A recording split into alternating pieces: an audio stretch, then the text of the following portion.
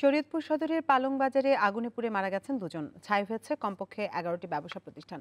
আগুনে কয়েক কোটি টাকার ক্ষয়ক্ষতি হয়েছে বলে দাবি করেছে ব্যবসায়ীরা।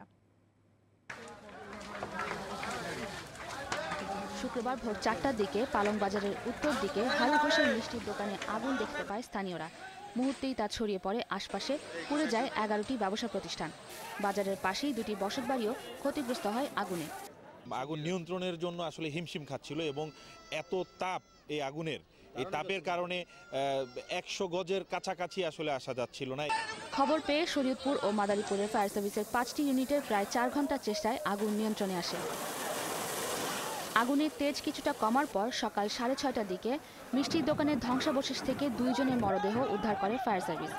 নিহত পলাশ সরকার ও বিশ্বজিৎ বৈরাগী ওই দোকানের কর্মচারী ছিলেন বলে জানায় পুলিশ। বাসার মাল টাল এবং দোকানের আমাদের আত্মসত্ত্ব সব শেষ। আমরা শুধু পরিবাররা যে যার নিয়ে খালি পায়ে বেরোতে পারছি বাচ্চাদের নিয়ে। পালং বাজারের টোটালে যে ঘর পড়ছে তাতে ওরা প্রায় 10 থেকে 12 কোটি টাকার মতো আনুমানিক ক্ষয়ক্ষতি হয়েছে। 2 জনের মৃতদেহ পাওয়া যায় যাদের শরীরে আগুনে পুড়ে গেছে। এই 2 জনের পরিচয় পাওয়া গেছে। এদের বাড়ি মাদারীপুর জেলার রাজৌর থানার কমলাপুর গ্রামে। বাজারে থাকা মিষ্টির দোকানের চুল্লি থেকে আগুনের সূত্রপাত হয় বলে প্রাথমিকভাবে ধারণা করেছে ফায়ার সার্ভিস।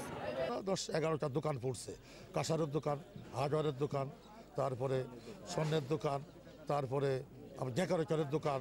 আগুনের কারণ মিষ্টির দোকান থেকে, মিষ্টির যে চুলা, জ্বলন্ত চুলা, এর থেকে লাগছে বলে যে আমাদের ধারণা। তবে ফাইনাল তদন্ত করে হয়তো যদি কোনো পরিবর্তন সেটা আমরা বলতে পারবো।